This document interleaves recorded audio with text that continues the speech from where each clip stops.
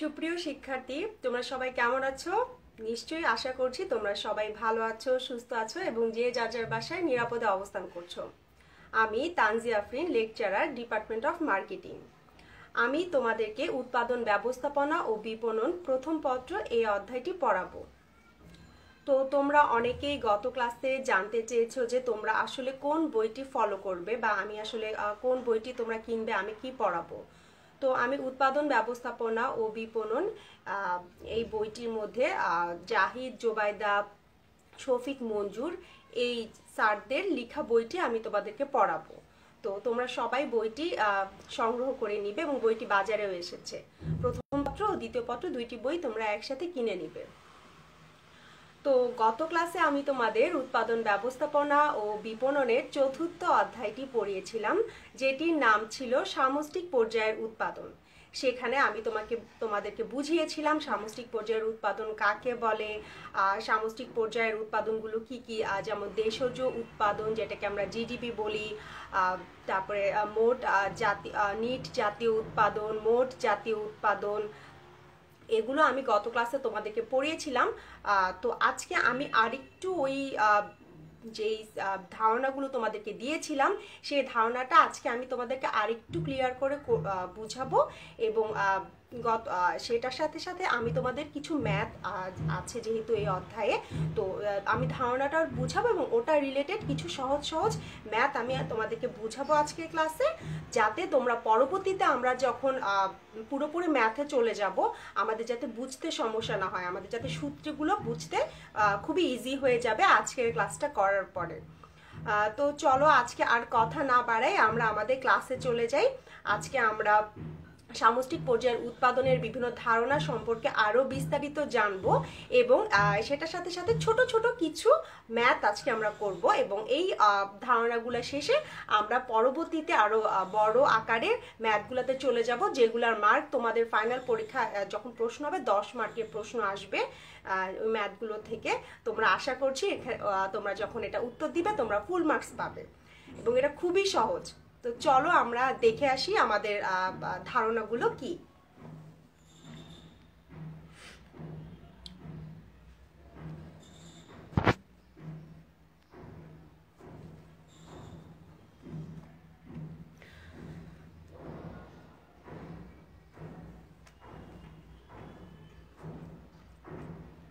তো দেখো, গত ক্লাসে তোমাদেরকে আমি পড়িয়েছিলাম সামষ্টিক পর্যায়ের উৎপাদন কাকে বলে।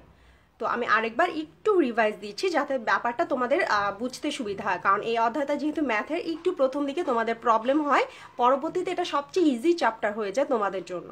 তো এখানে দেখো বলা হয়েছে উৎপাদন ব্যবস্থার যে পর্যায়ে ব্যক্তিগত বিভিন্ন এককের পরিমাণের পরিবর্তে তাদের সমষ্টি, ব্যক্তিগত আয়ের পরিবর্তে জাতীয় আয়, বিভিন্ন পণ্যের দামের পরিবর্তে সাধারণ দাম স্তর, ব্যক্তিগত উৎপাদনের পরিবর্তে জাতীয় উৎপাদন নিয়ে আলোচনা করে তাকে আমরা বলবো সামষ্টিক পর্যায়ের উৎপাদন। তো এটা আমি গত ক্লাসে পড়িয়েছিলাম, তো আজকে আরেকটু রিভাইজ দিই। এটা হচ্ছে মোট দেশজ উৎপাদনের ধারণা। মোট দেশজ উৎপাদনকে আমরা সংক্ষেপে জিডিপি বলবো। তো এখানে দেখো বলা হয়েছে একটি নির্দিষ্ট সময়ে সাধারণত এক বছরে একটি দেশের অভ্যন্তরে উৎপাদিত সকল পণ্য ও সেবা কর্মের আর্থিক মূল্যের সমষ্টিকে মোট দেশজ উৎপাদন বলে। তারপরের প্যারায় বলা হয়েছে দেখো এখানে মোট দেশজ উৎপাদনকে মোট অভ্যন্তরীণ উৎপাদনও বলা হয়ে থাকে। তো অনেক সময় তোমাদের পরীক্ষায় আসে যে মোট দেশজ উৎপাদন কি ব্যাখ্যা করো, কিন্তু অনেক সময় এটা না লিখে এভাবেও পরীক্ষক প্রশ্ন করতে পারে যে মোট অভ্যন্তরীণ উৎপাদন কাকে বলে ব্যাখ্যা করো, তখন কিন্তু তোমরা এটাই মোট দেশজ উৎপাদন কাকে বলে সেটাই লিখে দিবে। অনেক সময় হয়তোবা তোমরা বুঝতে পারবে না যে মোট অভ্যন্তরীণ উৎপাদনটা কি, মনে হতে পারে এটা অন্য কোনো জিনিস, কিন্তু মোট অভ্যন্তরীণ উৎপাদন এবং মোট দেশজ উৎপাদন দুটি একই ধারণা, একই জিনিস।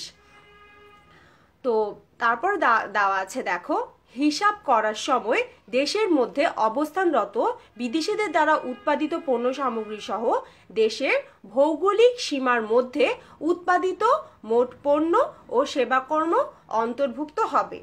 তো এখানে যে বলা হয়েছে দেখো, একটি নির্দিষ্ট সময় সাধারণত 1 বছরে একটি দেশের অভ্যন্তরে উৎপাদিত সকল পণ্য সেবাকর্মের আর্থিক মূল্য। তো একটা মানে 1 বছরের মধ্যে যখন একটা দেশের মধ্যে যে পণ্যগুলো উৎপাদন হবে আর যে সেবাগুলো উৎপাদন হবে সেগুলোর মোট টাকা মানে আর্থিক কত টাকার সেবা এবং পণ্য উৎপাদন হয়েছে সেটা সমষ্টিকে দেশজ উৎপাদন বলে। তো দেশজ উৎপাদন যখন আমি হিসাব করব তখন হিসাব করার সময় বাংলাদেশে অবস্থানরত বিদেশি নাগরিক যাদের দ্বারা বিদেশি নাগরিকদের দ্বারাও যদি কোনো পণ্য সামগ্রী উৎপাদিত হয় বা কোনো সেবা উৎপাদিত হয় সেটা সে আর্থিক মূল্যও কিন্তু আমার দেশজ উৎপাদনের মধ্যে অন্তর্ভুক্ত হবে। তো যে আবার বলছি, দেশজ উৎপাদনকে আমি সংক্ষেপে বলবো জিডিপি, যে জিডিপি দ্বারা বোঝানো হয়েছে গ্রস ডোমেস্টিক প্রোডাক্ট। তো এটাকে আমরা জিডিপি বলবো। তো তোমরা জানো জিডিপি সূত্রটা কি, আমরা আরেকটু দেখি। জিডিপি সূত্রটা দেখো, এখানে বলা হয়েছে GDP equal to C plus I plus G. তো জিডিপি সমান সমান কি এটা আমাদের একটু বলতে হবে। তোমরা যখন জিডিপি কি ব্যাখ্যা করবে তখনও তোমরা এভাবেই তোমাদেরকে লিখতে হবে। আবার যখন তোমরা ম্যাথ করবে, ম্যাথ করার সময় তোমরা যখন সূত্রটা লিখবে জিডিপির, তখন কিন্তু এক পাশে খাতার এক পাশে তোমাদের ঠিক এভাবে করে প্রত্যেকটা সূত্রের নাম বা প্রত্যেকটা ধারণার নাম বা ব্যাখ্যা করতে হবে। যেমন জিডিপি, এখানে জিডিপি দিয়ে কি বোঝানো হয়েছে, এখানে সি দ্বারা কি বলা হয়েছে, আই দ্বারা কি বলা হয়েছে, জি দ্বারা কি বলা হয়েছে, এগুলো তোমরা ম্যাথ করার সময় এবং থিওরি লেখার সময় এভাবে আমি যেভাবে লিখেছি এভাবে করে তোমাদের লিখতে হবে, তা না হলে তোমাদের মার্কস কাটা যাবে। তো দেখো এখানে জিডিপি সূত্রটা আমরা বলেছি GDP equal to C plus I plus G. তো এখানে জিডিপি দ্বারা বলা হয়েছে মোট দেশজ উৎপাদন গ্রস ডোমেস্টিক প্রোডাক্ট। সি দ্বারা বলা হয়েছে ভোগ ব্যয় কনজামশন এক্সপেন্ডিচার। আই দ্বারা বলা হয়েছে বিনিয়োগ ব্যয় ইনভেস্টমেন্ট এক্সপেন্ডিচার। আর জি দ্বারা বলা হয়েছে সরকারি ব্যয় গভর্নমেন্ট এক্সপেন্ডিচার। তো এটা তো গেল আমার জিডিপি সূত্র। তো আজকে যেটা আমি তোমাদেরকে বলেছি যে আজকের ক্লাসে কিন্তু আমি একটা ছোট্ট ম্যাথ করাবো, যাতে ভবিষ্যতে আমরা যখন ম্যাথ করতে যাব আমাদের ম্যাথে যেন কোনো প্রবলেম না হয়। তো চলো আমরা দেখে আসি আমাদের ম্যাথ।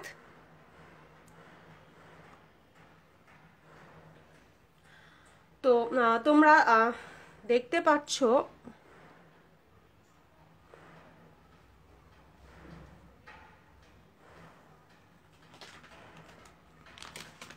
তো দেখো এখানে বলা হয়েছে বাংলাদেশে 2014 সালে মোট ভোগ ব্যয় 950 কোটি টাকা, মোট বিনিয়োগ ব্যয় 450 কোটি টাকা এবং মোট সরকারি ব্যয় 350 কোটি টাকা হলে জিডিপি কত হবে। তো আমাদের এখানে নির্ণয় করতে বলা হয়েছে জিডিপি কত হবে, এবং জিডিপি নির্ণয় করার জন্য আমাদেরকে এখানে বেশ কিছু ইনফরমেশন দিয়েছে। ইনফরমেশনগুলো কি আরেকবার আমরা একটু দেখি। এখানে বলা হয়েছে ভোগ ব্যয় দেওয়া হয়েছে আমাদেরকে, ভোগ ব্যয় দেওয়া হয়েছে, বিনিয়োগ ব্যয় এবং আরও দেওয়া হয়েছে মোট সরকারি ব্যয়। এই তিনটা ইনফরমেশন দেওয়ার মাধ্যমে আমাদেরকে বলা হয়েছে 2014 সালে বাংলাদেশের জিডিপি কত হবে। আশা করছি তোমরা বুঝতে পারছো। তো জিডিপি তাহলে এখানে দেখো, আমরা তো যে সূত্রটা দেখো এখানে যে সূত্রটা GDP equal to C plus I plus G. তো এই সূত্রটা আমরা এখন এখানে বসাবো, GDP equal to C plus I plus G. তো এখানে তোমাদেরকে আমি বলেছিলাম যে আমরা যখন ম্যাথ করব তখন এক পাশে এই টোটাল ব্যাপার ধারণাগুলো আমরা ব্যাখ্যা করব।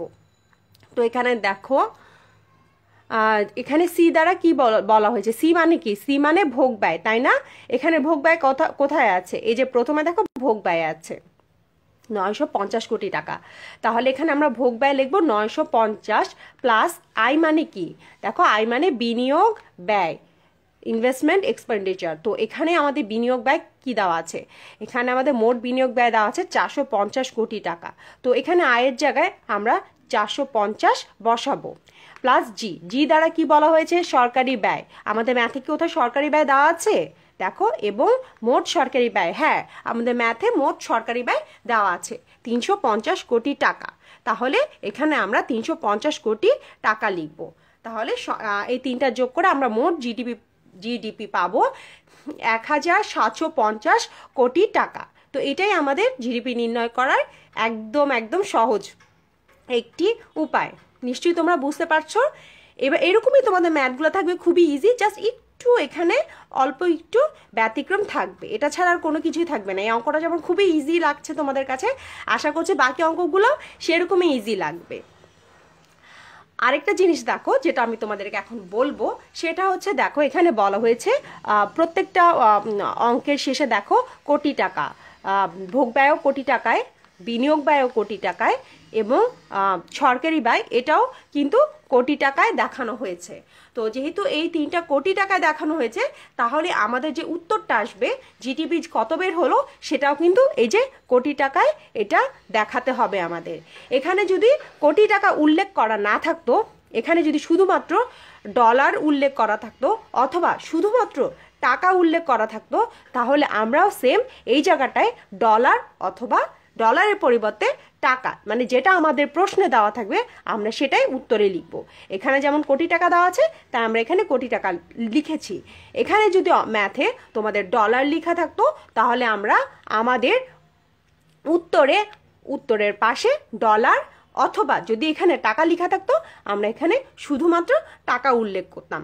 এই জিনিসটা তোমরা একটু ভালোভাবে খেয়াল করবে, কারণ ম্যাথ করার সময় এই জিনিসটা তোমরা যখন ভুল করো, এটার কারণে কিন্তু তোমাদের 1 মার্ক করে কেটে দেওয়া হয়। যদি তোমরা ম্যাথে 4-এ 4 পাও, কিন্তু শুধুমাত্র এই কোটি টাকার মানে এখানে যদি ডলার থাকে কিন্তু তোমরা যদি ম্যাথে টাকা লিখো, এই কারণে তোমাদের 1টা মার্ক কাটা যাবে। তো আশা করছি ব্যাপারটা তোমরা বুঝতে পারছো। তো এর পরবর্তী যে ধাপ সেখানে আমরা চলে যাই, চলো।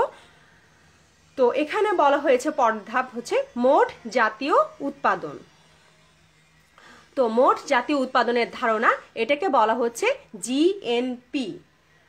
গত ক্লাসে এটা তোমাদেরকে আমি পড়িয়েছিলাম। তো আজকে আমি আরেকটি বার একটু আলোচনা করি যাতে তোমাদের বুঝতে আরেকটু সুবিধা হয়। তো জিএনপি কে কি বলা হয়, গ্রস ন্যাশনাল প্রোডাক্ট। এটাকে সংক্ষেপে বলা হয় জিএনপি, মোট জাতীয় উৎপাদন, গ্রস ন্যাশনাল প্রোডাক্ট, এটাকে আমরা সংক্ষেপে বলবো জিএনপি। তো এখানে কি বলা হয়েছে দেখো, একটি নির্দিষ্ট সময়ে সাধারণত 1 বছরে কোনো দেশের জনগণ যে পরিমাণ বস্তুগত ও অবস্তুগত চূড়ান্ত পণ্য ও সেবাকর্ম উৎপাদন করে তার আর্থিক মূল্যকে জাতীয় উৎপাদন বলে। এটা তো আমরা পরের ক্লাসে পড়িয়েছিলাম। তো এটা সম্পর্কে তোমরা জানো আশা করছি। তো এটা যে সূত্র, আমরা এখন এটা সেই সূত্রে চলে যাব। তো এটা সূত্রটা তোমরা দেখো, এখানে বলা হয়েছে GNP equal to GDP plus X minus M. তো তোমাদের কিন্তু একটু আগে আমি জিডিপি সূত্রটা করিয়ে এসেছি, তাই না? তো এখানে জিডিপি সূত্রটা আমরা বসিয়ে দিয়ে জিএনপিটাকে আমরা ভেঙে ফেলবো। তাহলে জিডিপি সূত্রটাকে আমরা ভাঙবো, এখানে ভাঙলে জিএনপি সূত্রটাকে আমরা এভাবে বড় করব। তাহলে জিডিপি সূত্রটা কি ছিল, C plus I plus G plus X minus M.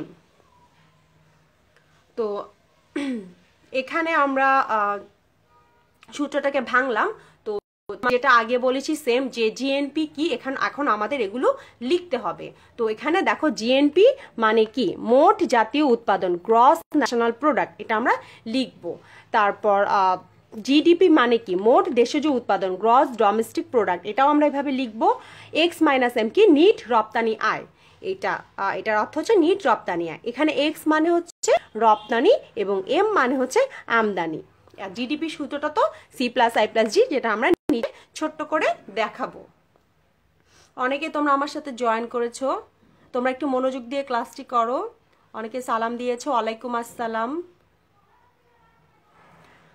আচ্ছা, আমার সাথে আবার ক্লাসে চলে আসো, তোমরা একটু মনোযোগ দিয়ে করো, আর যেটা তোমরা বুঝতে না পারছো এটা একটু কমেন্টে লিখে দাও, তোমাদের কমেন্ট আমি দেখতে পাচ্ছি। আচ্ছা, এরপর আমরা যে সূত্রটা করলাম, সূত্রটা করার পর এখন আজকে ছোট্ট একটা ম্যাথ করাবো যাতে তোমাদের ব্যাপারটা বুঝতে ইজি হয়। তো দেখো এখানে ম্যাথটা তোমরা দেখতে পাচ্ছ।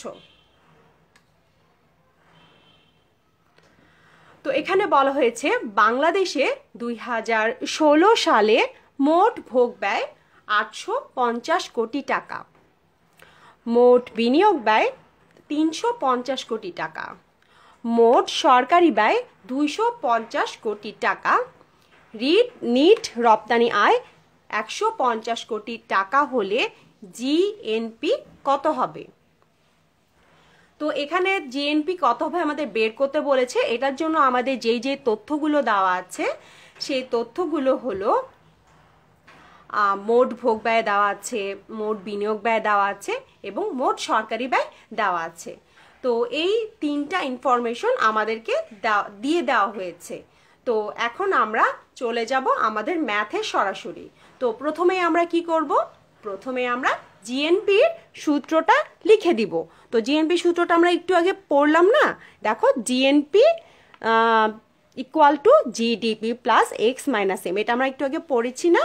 তো এইটা এখন আমরা এখানে বসাবো। দেখো GNP equal to GDP plus X minus M. এখন আমরা কি করব? এই যে জিডিপি এইটা কিন্তু আমরা শিখেছিলাম, এইটাকে আমরা সূত্রের আকারে ভেঙে ফেলবো। তো জিডিপি সূত্র কি?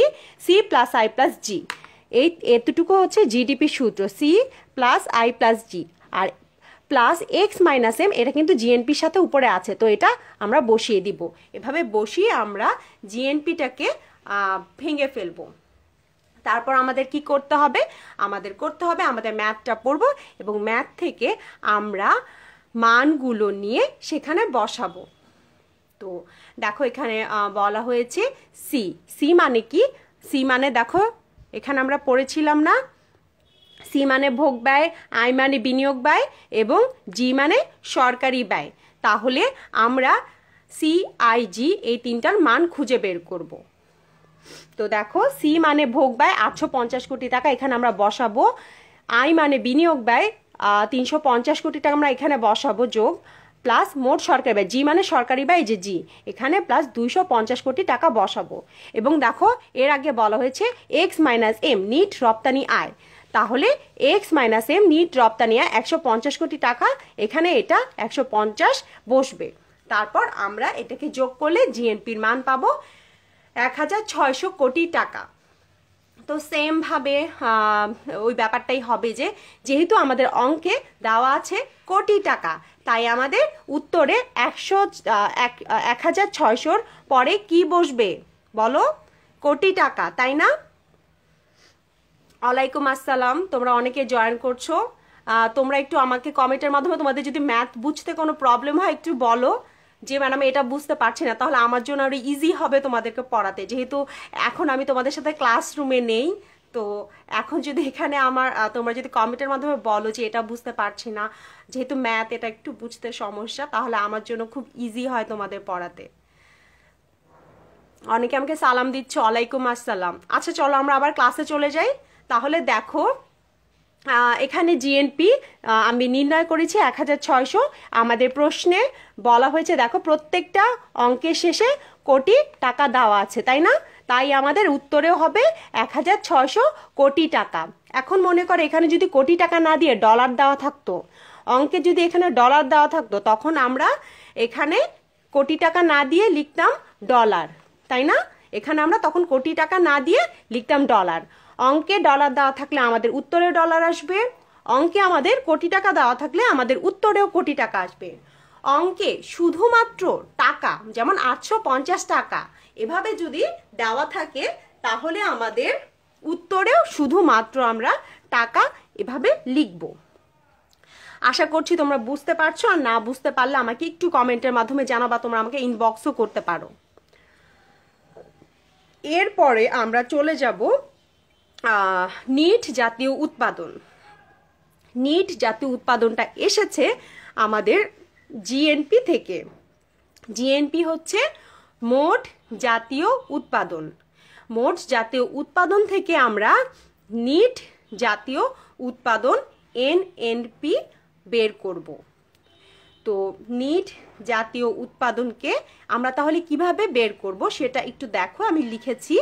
বলা হয়েছে এখানে মোট জাতীয় উৎপাদন বা জিএনপি হতে যন্ত্রপাতি, কলকারখানা, ঘরবাড়ি ইত্যাদির ক্ষয়ক্ষতিজনিত ব্যয় বাদ দিলে যা অবশিষ্ট থাকে তাকে নিট জাতীয় উৎপাদন বলে। তো নিট জাতীয় উৎপাদন এখানে সূত্রটা, একটা সূত্র আছে, সেটা হচ্ছে কি দেখো, NNP equal to GNP minus CCA. তো এখন আমরা সূত্রটা কি, এখন হয়তো তোমরা বুঝতেছো না ম্যাডাম এটা কি, এটা কোন সূত্র, এত কঠিন কেন। তো এই সূত্রটা যখন আমি একটু ব্যাখ্যা করব তাহলে তোমরা ব্যাপারটা ইজিভাবে বুঝবে। তো চলো আমরা সূত্রটা একটু আলাদাভাবে দেখি। দেখো এখানে আমরা সূত্রটা একটু আলাদাভাবে দেখছি। এখানে বলা হয়েছে দেখো NNP equal to GNP minus CCA. এখানে জিএনপিটাকে আমরা ভেঙে ফেলবো। দেখো ভেঙে ফেললে জিএনপি সূত্রটা কি ছিল, জিএনপি সূত্রটা এতটুকু পর্যন্ত ছিল না, C plus I plus G plus X minus M. এই জিএনপি সূত্রটা আমরা এখানে বসাবো, আর এনএনপি যে সূত্র এক্সট্রা মাইনাস সিসিএ এটা এখানে চলে আসবে।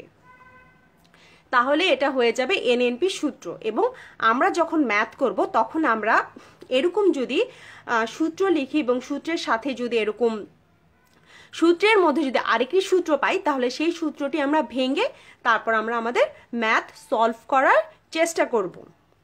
আমরা যখন ম্যাথ করব তখন এই ব্যাপারগুলো তোমাদের কাছে আরো বেশি ইজি হয়ে যাবে। তো দেখো এখানে আগের মতনই যেটা বলেছি যে প্রত্যেকটা সূত্র লেখার পর এটার একটু ব্যাখ্যা তোমাদের লিখতে হবে। এটা তোমরা যখন থিওরি লিখবে তখনও লিখবে, আবার যখন তোমরা ম্যাথ করতে যাবে খাতায় তখনও কিন্তু এই ব্যাখ্যাটা তোমাদের লিখতে হবে, তা না হলে কিন্তু তোমাদের 1 মার্ক করে কেটে দেওয়া হবে। তো এখানে দেখো এনএনপি বলা হয়েছে নিট জাতীয় উৎপাদন সিসিএ, এটা দ্বারা, এটা কিন্তু নতুন তোমাদের কাছে, আগে এটা তোমরা পাওনি। তো এই সিসিএ দ্বারা বলা হয়েছে ক্ষয়ক্ষতিজনিত ব্যয়। ক্ষয়ক্ষতিজনিত ব্যয়কে আমরা বলবো সিসিএ। তারপর বলা হয়েছে জিএনপি মানে মোট জাতীয় উৎপাদন। এটা তো তোমরা জানোই। সি মানে এটা এতক্ষণে বুঝে গেছো, ভোগ ব্যয়। আই মানে বিনিয়োগ ব্যয়। জি মানে সরকারি ব্যয়। এবং এক্স মাইনাস এম মানে নিট রপ্তানি আয়। তো এখন আমরা যদি এগুলোর মান বসাই তাহলে আমরা এনএনপির মান পেয়ে যাব। তো চলো এটার একটা ছোট্ট ম্যাথ আমরা দেখে আসি।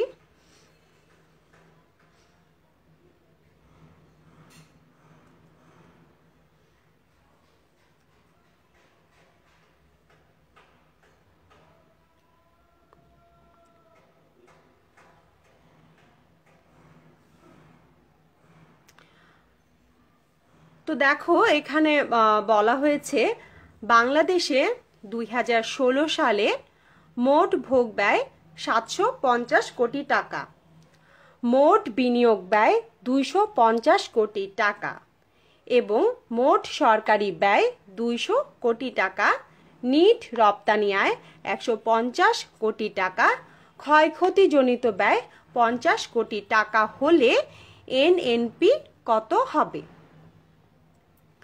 তো সেম ভাবে আমরা যেটা করেছিলাম একটু আগে সেটাই আমরা করব।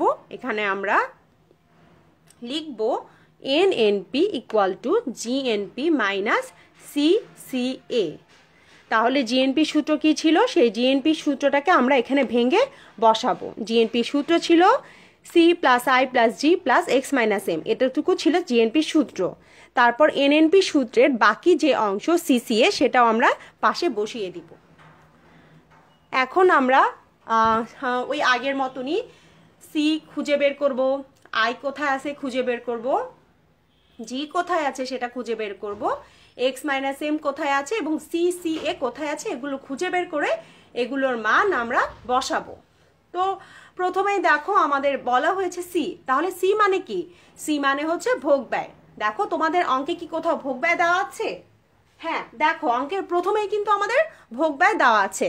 এখানে দেখো মোট ভোগ ব্যয় 750 কোটি টাকা এটা দেওয়া আছে। তাহলে এখানে সি এর জায়গায় নিচে বসবে দেখো ইকুয়াল টু 750 প্লাস তারপর দেওয়া আছে আই। আই মানে কি? আই মানে হচ্ছে বিনিয়োগ ব্যয়। তাহলে উপরে বিনিয়োগ ব্যয় কোথায়? এই যে এখানে, এখানে বিনিয়োগ ব্যয় 250। তাহলে আয়ের জায়গায় আমরা 250 লিখবো প্লাস জি। জি মানে কি ছিল? একটু আগে পড়িয়েছিলাম, বলো।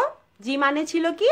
সরকারি ব্যয়। তাহলে এখানে জি মানে দেখো 200 কোটি টাকা আমরা জি এর জায়গায় বসাবো plus plus X minus M. X minus M দ্বারা আমরা পড়েছিলাম যে নিট রপ্তানি আয়কে আমরা সংক্ষেপে এক্স মাইনাস এম বলে ডাকবো। তো দেখো ম্যাথের নিট রপ্তানি আয় কোথায় দেওয়া আছে? এখানে দেওয়া আছে না নিট রপ্তানি আয়। তাহলে এক্স মাইনাস এম হবে 150। দেখছো 150 কোটি টাকা। তারপরে তারপরে দেখো বলা হয়েছে সিসিএ। সিসিএ মানে কি? দেখো এটা কিন্তু তোমাদের কাছে একদম নতুন। সিসিএ হচ্ছে ক্ষয়ক্ষতিজনিত ব্যয়। তো ক্ষয়ক্ষতিজনিত ব্যয় সিসিএ, এইটা এখানে কি কোথাও দেওয়া আছে ক্ষয়ক্ষতি? দেখো এই যে, হ্যাঁ এখানে দেওয়া আছে তোমাদের ক্ষয়ক্ষতিজনিত ব্যয়। তো ক্ষয়ক্ষতিজনিত ব্যয় এখানে আমরা মাইনাস, সিসিএটা হবে মাইনাস 50 কোটি টাকা।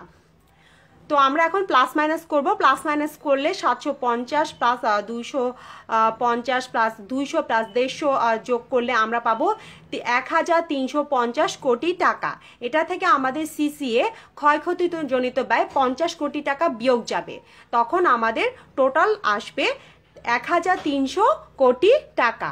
তো সুতরাং আমাদের নিট রপ্তানি নিট তোমার জাতীয় আয় বের করতে বলেছে। তো নিট জাতীয় আয় এনএনপি আমাদের বের হয়ে গেল 1300 কোটি টাকা। আশা করছি তোমরা বুঝতে পারছো। অনেকে আমাকে সালাম দিচ্ছ, ওয়ালাইকুম আসসালাম। এবং তোমাদের যাদের ম্যাথ বুঝতে প্রবলেম হচ্ছে, যারা লাইভে আমার সাথে এখন আছো, তোমরা কিন্তু আমাকে একটু কমেন্ট করে জানাবে যে তোমরা ম্যাথের কোথায় কি বুঝতে পারছো না। যদি মানে কোনো প্রবলেম হলে আমাকে এখনই জানাও, নাহলে আমিও বুঝতে পারছি না। যেহেতু ম্যাথ আমি তোমাদের সাথে সরাসরি শ্রেণীকক্ষে এসে তোমাদেরকে আমি বুঝাতে পারছি না, যেখান থেকে তোমাদের ভালোভাবে আমি রেসপন্স নিতে পারতাম। যেহেতু আমি ঘরে বসেই বুঝাচ্ছি, তো তোমরা যদি একটু যেটা বুঝতে না পারো আমাকে একটু কমেন্টে যদি জানাও, আমার জন্য এটা ইজি হবে। আমিও বুঝতে পারবো যে আমি তোমাদেরকে বুঝাতে পারছি কিনা। তো দেখো এরপরে তাহলে আমরা এখানে বের করলাম 1300 কোটি টাকা। তাহলে যেহেতু আবার বলছি, আমাদের যেহেতু ম্যাথে দেওয়া আছে কোটি টাকা, তাই আমরা এটা উত্তরেও টোটাল বের করার পর উত্তরেও আমরা কোটি টাকা দিব। যদি আমাদের এই ম্যাথটাতে দেওয়া থাকতো ডলার, তাহলে আমরা এনএনপিতেও উত্তরের পাশে ডলার দিতাম। এটাটুকু বুঝতে পারছো কিনা দেখো, এই জিনিসটা খুব ইম্পর্টেন্ট। এটা যদি তোমরা ভুল করো তোমাদের 1 মার্ক কাটা যাবে তোমাদের অঙ্ক থেকে। যে অঙ্কে যদি তোমাদের বলা হয়ে থাকে কোটি টাকা, তাহলে তোমাদের উত্তরেও কোটি টাকা দিতে হবে। এবং অঙ্কে যদি তোমাদের বলা থাকে ডলার, তাহলেও তোমরা উত্তরেও দিবে ডলার। তোমাদের একজন বলেছে যে ম্যাম বুক লিস্ট না দিলে, বুক লিস্ট দিলে ভালো হতো। বুক লিস্ট আমি তোমাদেরকে ক্লাসের প্রথমেই বলে দিয়েছি। তোমরা জাহিদ, জোবায়দা, শফিক, মঞ্জু স্যারের উৎপাদন ব্যবস্থাপনা ও বিপণন বইটা তোমরা সংগ্রহ করবে এবং তোমরা এই দুইটা বই একসাথে কিনবে। আচ্ছা, আমি ক্লাস শেষে তোমাদের বুক লিস্ট সম্পর্কে আরেকটু কথা বলবো। এখন আমি আমার ক্লাস শুরু করে আমরা অঙ্কে চলে যাই। তো আশা করছি এই অঙ্কটা বুঝতে পারছো। তো পরবর্তী যে ধারণা, চলো সেই ধারণাটা আমরা দেখে আসি। পরবর্তী ধারণা হচ্ছে জাতীয় আয়।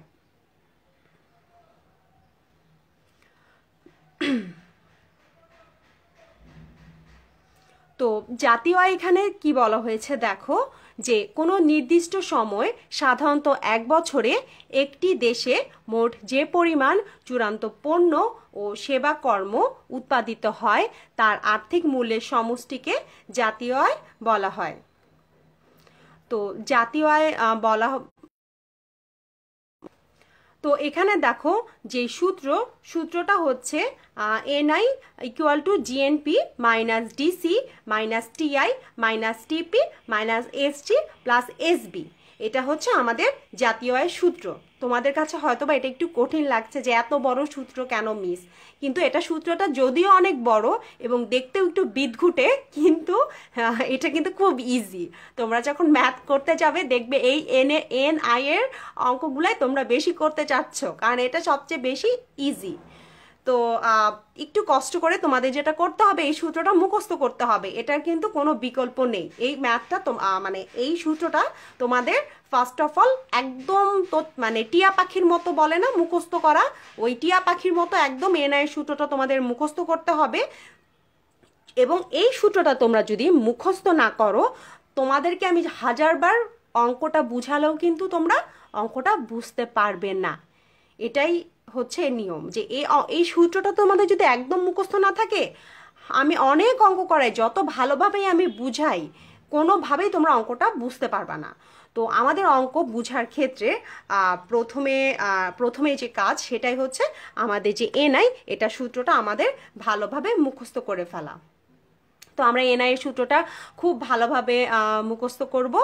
তাহলে এনআই এর সূত্র হচ্ছে GNP minus DC minus TI minus TP minus SG plus SB. এইটা আমাদের একদম মুখস্থ করতে হবে এবং বলার সাথে সাথেই বলতে হবে যে আমি তোমাদের যখন ক্লাস কলেজ খুলবে, আমি যখন তোমাদের ক্লাসে আসবো, তোমাদের ক্লাস নিব, তখন কিন্তু আমি এসেই তোমাদেরকে জিজ্ঞাসা করবো এনআই এর সূত্র কি বলো।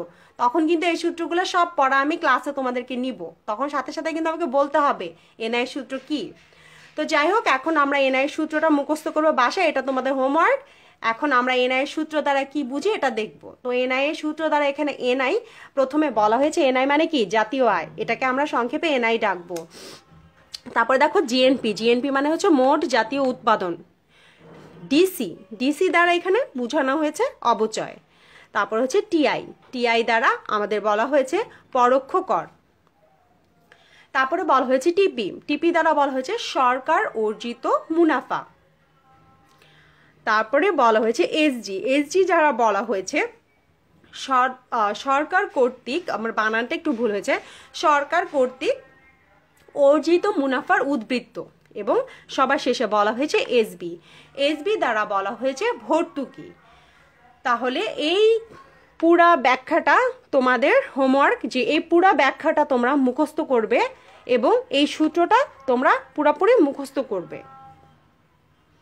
তো এই সূত্রটা এবং এই ব্যাখ্যাটা তোমরা যদি মুখস্থ করো, পরবর্তী ক্লাসে আমি তোমাদের এই এনআই এর অঙ্কটা করিয়ে দিব। তো এই এনআই এর অঙ্কটা যখন আমি তোমাদেরকে করাবো, তোমরা বলবা মিস এটা থেকে ইজি অঙ্ক আর পৃথিবীতে কোনোটাই নাই। কিন্তু তোমরা যদি এই সূত্রটা এবং এই ব্যাখ্যাটা মুখস্থ না করো, তোমরা বলবে মিস এটা থেকে কঠিন অঙ্ক আর পৃথিবীতে কোনোটাই নাই। এবং তোমাদের ইন্টারমিডিয়েট ফাইনাল পরীক্ষায় আমি 100% গ্যারান্টি দিচ্ছি যে এনআই এর একটা অঙ্ক আসবেই আসবে, এটা একদম আসবে, এটা কোনো বিকল্প নেই, এটা তোমাদের পড়তেই হবে, মুখস্থ করতেই হবে। তো তোমাদের হোমওয়ার্ক হচ্ছে এই সূত্রটা লিখবে, এনআই এর সূত্রটা প্রথমে লিখবে, তারপরে এই ব্যাখ্যাটা তোমরা একটু আমার ভিডিওটা পজ করে এই ব্যাখ্যাটুকু লিখবে এবং এটা একদম ভালোভাবে মুখস্থ করবে।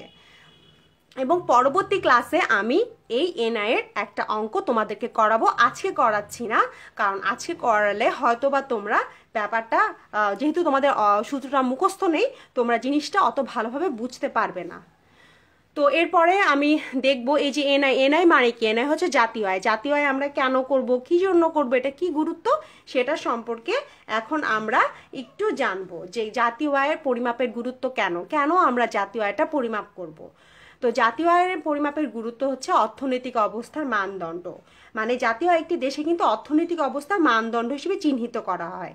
জাতীয় আয়ের পরিমাণ হতে মানে জাতীয় আয়ের পরিমাণ হতে দেশের অর্থনৈতিক অবস্থা সম্পর্কে, কি অবস্থা, অর্থনৈতিক অবস্থা কি ভালো না খারাপ, এই সম্পর্কে কিন্তু একটা ধারণা তুমি পাবে।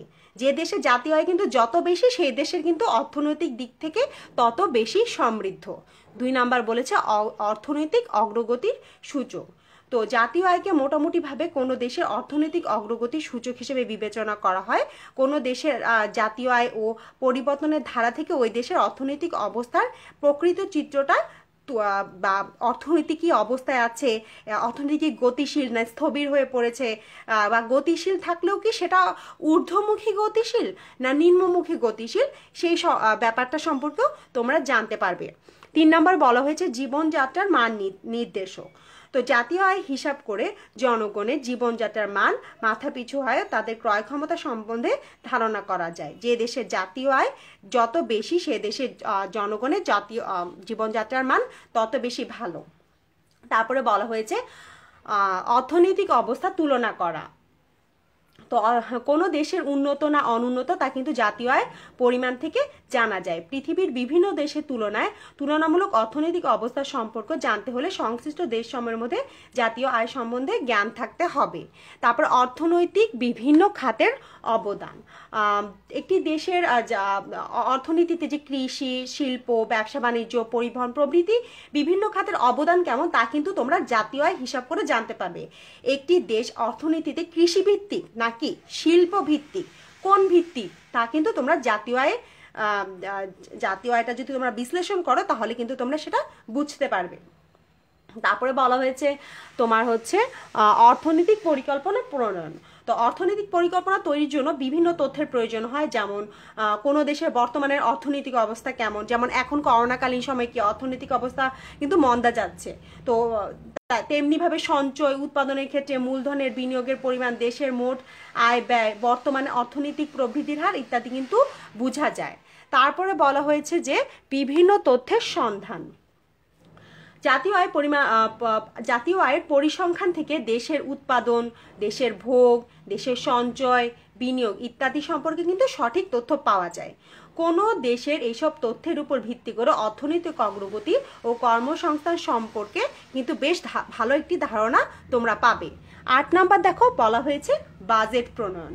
তো বাজেট প্রণয়নে বলা হয়েছে দেশের বাজেট প্রণয়নের জন্য জাতীয় আয়ের হিসাব করা অত্যন্ত প্রয়োজনীয়। বাজেট সাধারণত একটি দেশের প্রত্যেক বছরের যে সম্ভাব্য আয় ব্যয়ের হিসাব ওটা কিন্তু বাজেটের মধ্যে তোমার লিপিবদ্ধ করা হয়। এই জন্য জাতীয় আয় সম্পর্কে সুস্পষ্ট ধারণা না থাকলে সরকারের পক্ষে সঠিক বাজেট প্রণয়ন করা সম্ভব হয় না। শেষের দিকে বলা হয়েছে মুদ্রাস্ফীতি ও মুদ্রা সংকোচনের পরিমাপ। তো মুদ্রাস্ফীতি ও মুদ্রা সংকোচনের যে তীব্রতা সেটা কিন্তু জাতীয় আয়ের মাধ্যমে পরিমাপ করা যায়। জাতীয় আয় পরিমাপ করে এই পরিসংখ্যানের দ্বারা কিন্তু এই দেশের মুদ্রাস্ফীতির ব্যবধান এবং ব্যয় ঘটিত যে ফাঁক সেটা সম্পর্কে ধারণা পাওয়া যায়। এবং সবার শেষে দেখো জাতীয় আয় বন্টন, এটা বলা হয়েছে।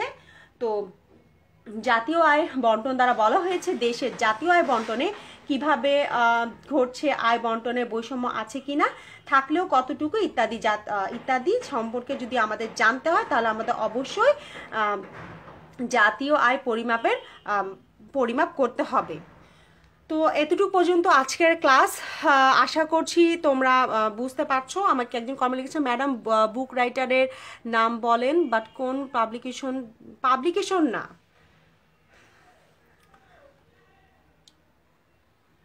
তোমরা তোমাদের আজকের ক্লাসটা এতটুকু পর্যন্তই। তোমাদের এই যে ম্যাথগুলো যেগুলো আমি করিয়েছি সেটাতে যদি তোমাদের বুঝতে কোনো প্রবলেম হয় তোমরা আমাকে কমেন্টে জানাবে। আর যদি কমেন্টে না জানো ইনবক্সে তোমরা আমাকে জানাতে পারো। বা কোনো ম্যাথ যদি তোমরা নিজেরা করো সেটাও যদি তোমরা সলভ করতে না পারো, তোমাদের কোথায় প্রবলেম হচ্ছে সেটা আমাকে জানাবে।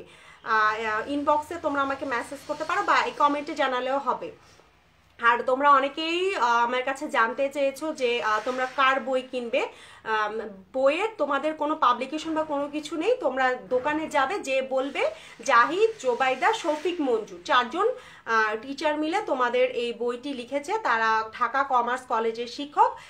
জাহিদ, জোবাইদা, শফিক, মঞ্জুর এই 4 জনের বই, 4 জন শিক্ষক মিলে বইটা লিখেছে। তোমরা যে কোনো দোকানে যাবে, যে কোনো দোকানে যেয়ে তোমরা বইটা চাবে যে জাহিদ, জোবাইদা, শফিক, মঞ্জুর উৎপাদন ব্যবস্থাপনা ও বিপণনের এই বইটা দেন, তোমাদের সাথে সাথেই দিয়ে দিবে। ওটা কোন পাবলিকেশনের আমি ঠিক শিওর না, আমি জানি না, ওইটা মনে হয় লাগবে না। জাস্ট তোমরা এই 4টা টিচারের নাম বলবে, 4টা টিচারের নাম বলে তোমাদের বইটা দিয়ে দিবে। আর তোমরা বইটা প্রথম পত্র, দ্বিতীয় পত্র 2টা বই একসাথে বাজারে বেরিয়েছে। তো তোমরা প্রথম পত্র, দ্বিতীয় পত্র বই 2টা একসাথেই কিনে নিবে। একসাথে মানে প্রথম পত্র, দ্বিতীয় পত্র, সেকেন্ড ইয়ারের বইটা ফার্স্ট ইয়ারেই তোমরা কিনে নিবে, কারণ 2টা বই একসাথেই বের হয়েছে। আর এটা বললেই হবে, জাহিদ, জোবাইদা, শফিক, মঞ্জু স্যারের বই দেন, 2টা বই একসাথে কিনবা, এটাই। আর কারো কোনো প্রশ্ন আছে? আচ্ছা, থ্যাঙ্কস ম্যাম। আচ্ছা, তোমাদের যদি কোনো থ্যাঙ্কস দেওয়ার কিছু নাই, তোমাদের যেটা জানবে না, যেটা বুঝবে না, সেটা সব আমার কাছ থেকে জানবে। আর ম্যাথ করবে বাসায় বই দেখে দেখে, যেটা বুঝবে না সেটা আমাকে বলবে। যেহেতু আমি তোমাদের সাথে শ্রেণীকক্ষে সরাসরি যুক্ত না, তোমাদের প্রবলেমগুলো বুঝতে পারছি না, তো তোমরা যদি একটু আমার সাথে যোগাযোগ রাখো, একটু কমেন্ট করো, একটু আমাকে ইনবক্স করো তোমাদের পড়াশোনা কোনটা তোমরা বুঝতে পারছো না, তাহলে ওইটা আমার জন্য আরো ইজি হবে বুঝাতে। কারণ আমি এখন বুঝতে পারছি না যে আমি তোমাদেরকে ঠিক মতো বুঝাতে পারছি কিনা। তোমরা যদি রেসপন্স না করো, এটা কিন্তু আমি বুঝতে পারবো না। আচ্ছা, তোমরা সবাই ভালো থাকবে, সুস্থ থাকবে। আর এখন যেহেতু শীতকাল, করোনার প্রকোপ একটু বেড়েছে, জানো যে এখন দেশে আবার করোনা পরিস্থিতি অবনতি হচ্ছে, তো তোমরা একটু সাবধানে থাকবে, মাস্ক ইউজ করবে বেশি, তারপরে তোমরা হ্যান্ড স্যানিটাইজার ইউজ করবে, সাবধানে থাকবে। তোমরা যেহেতু ছোট, তোমাদের হয়তো ওভাবে আক্রান্ত করবে না, কিন্তু তোমাদের বাবা মা তো বয়স্ক, আমরা তাদের প্রতি খেয়াল রাখবো। ছোট বাচ্চারা যাদের রোগ প্রতিরোধ ক্ষমতা কম, তাদের প্রতি খেয়াল রাখবো। আমরা বাইরে অযথা ঘোরাঘুরি করবো না, যদিও যাই বাইরে কোনো কাজে আমরা মাস্ক পরবো, এবং অবশ্যই হ্যান্ড স্যানিটাইজার ইউজ করবো। যেহেতু এই সময়টা তোমরা একটু সচেতন হও, আমরা আবার একটু অসচেতন হয়ে গেছি, করোনা পরিস্থিতি অনেক খারাপ হয়ে গেছে। আচ্ছা, তোমরা সবাই ভালো থাকবে, সুস্থ থাকবে। তোমাদের সাথে ক্লাসরুমে ইনশাল্লাহ দেখা হবে খুব শীঘ্রই। সেই পর্যন্ত বিদায়।